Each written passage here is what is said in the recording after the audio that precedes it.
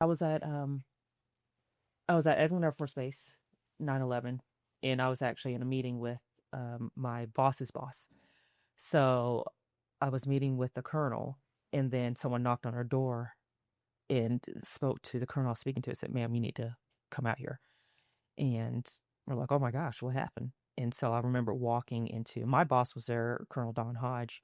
She was there as well, and she was in the conference room, and we were watching on the big screen as the towers came down. Wow. So, of course, Eglin being a major deployment center there, we were all pulled in, immediately gone to 24-hour shifts.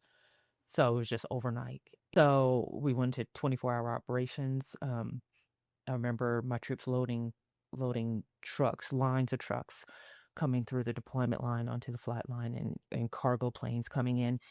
And we're out there 24 hours a day. I'm standing on the flight line at 2 a.m., 3 a.m., telling my troops, you got to sit down, we got to take a break, and then going home, taking a quick shower, feeding my cat, and then going right back over to the flight Wow. line.